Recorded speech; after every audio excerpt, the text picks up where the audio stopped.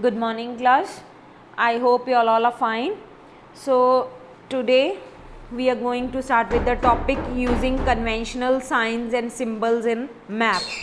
Maps speak a universal language. Universal language, you can say, means the language that is understandable to you, the universal language, okay, that is English.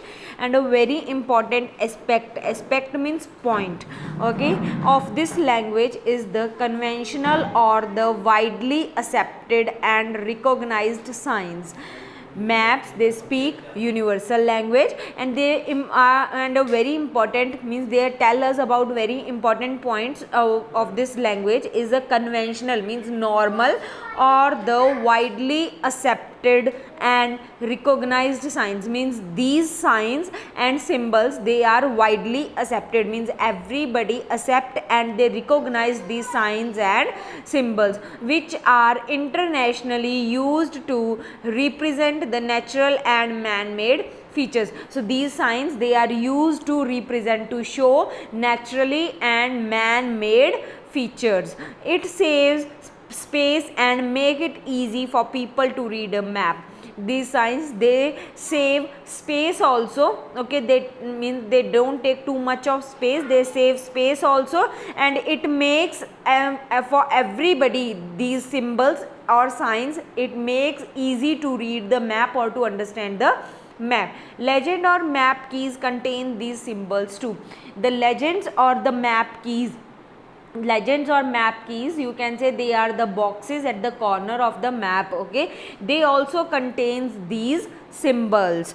Grid system, the grid system gives the network of latitudes and longitudes. A network of latitudes and longitudes is known as grid system, that help us locate places on a map. So with the help of these latitudes and longitudes, we can locate the places on map. Longitudes are the lines running from north to south. Longitudes, they are from upper direction, north to south, okay, like this long lines, that are longitudes, okay. The one which run from east to west, they are known as latitudes, okay. So these lines are known as latitudes. Now importance of maps. Maps are useful in many ways. They are easy to understand and can be carried from place to place. So maps, they are easy to understand, we can understand with the help of signs and symbols also, and they are easy to carry from one place to another. Then distance between two places can be calculated by using scale in the map. So if we have to measure distance, okay, you can say, suppose here this is point A and this is point B. So if you have to measure the distance between these 2 points, you can measure it with the help of scale, okay, or using a scale. They tell us the exact location, means proper location, shapes and directions also of the landmarks like continents, countries, towns, etc., okay, and water bodies like ocean, seas, rivers, lakes, etc.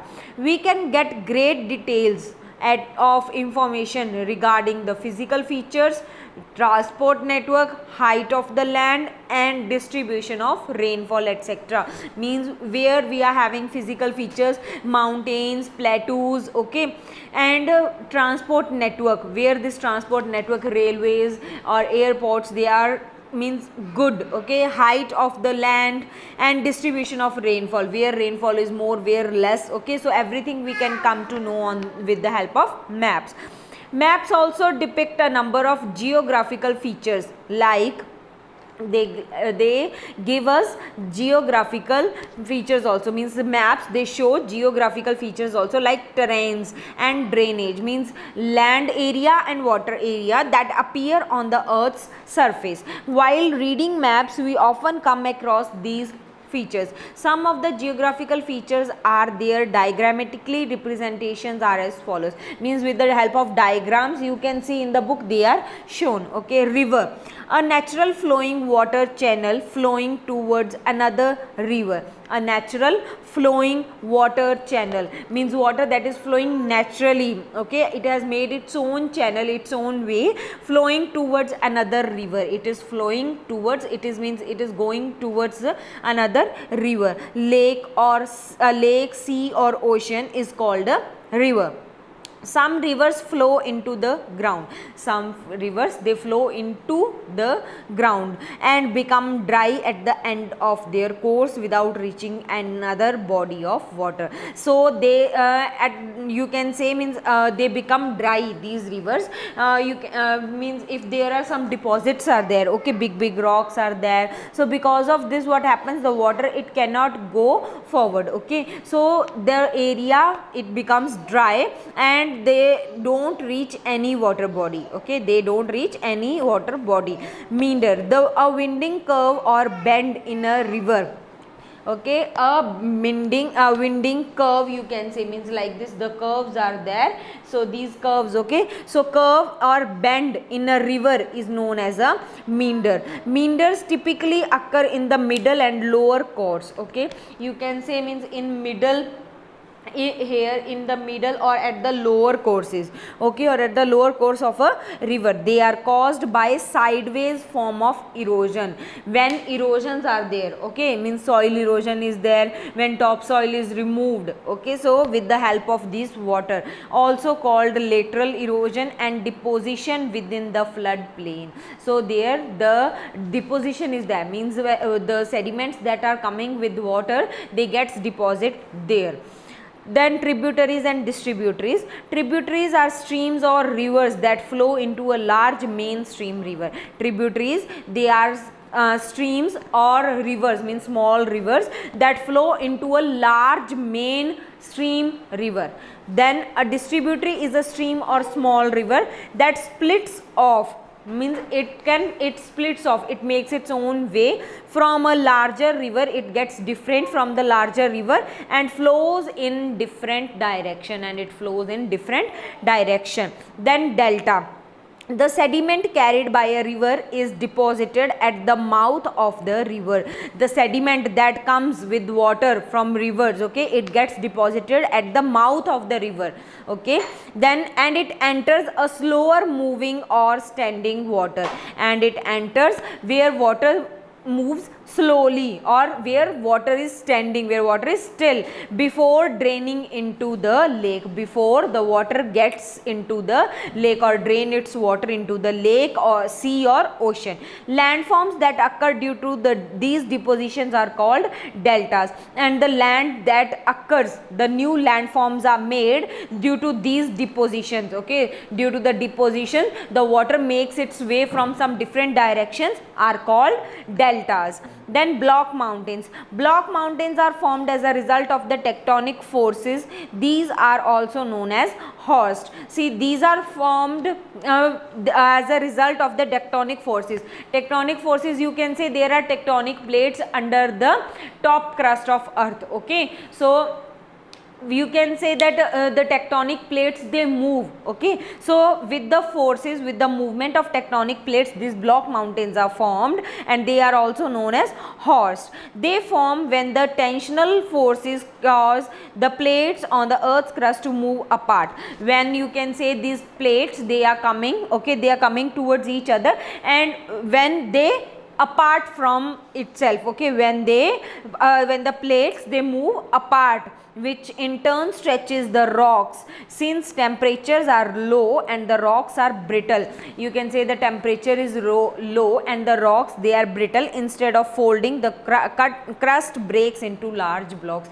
When means instead of colliding or instead of folding, you can say like plates, they collide, and after colliding they fold and they form a mountain. But here you can say that the plates, they are going apart, okay, so like this, these block mountains are formed.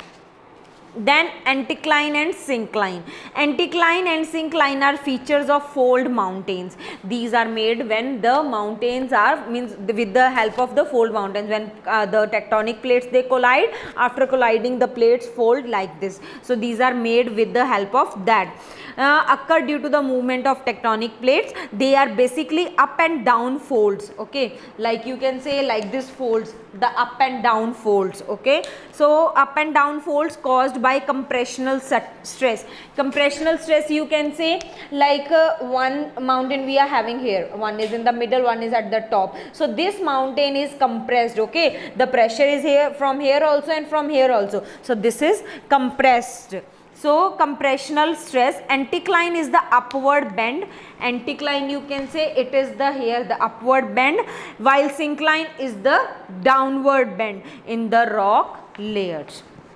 Now drawing sketches.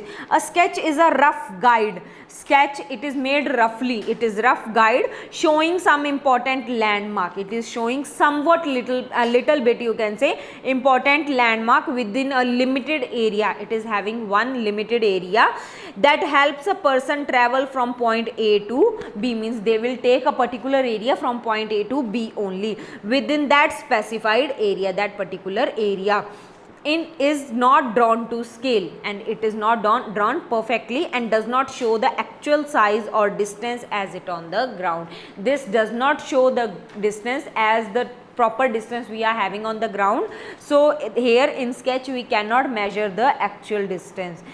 Then drawing plan. A plan is different than a sketch. Plan, it is totally different than a sketch. It is more like a map and it is drawn to scale. It looks like a map only and it is drawn accurately, properly.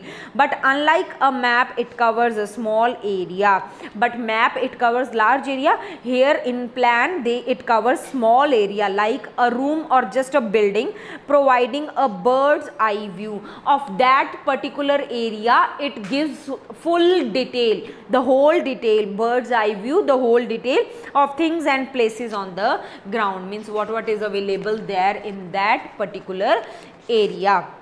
So students, I hope that the chapter is clear to you. Now we are ending with this chapter. That's all for today. Now we will meet in the next video.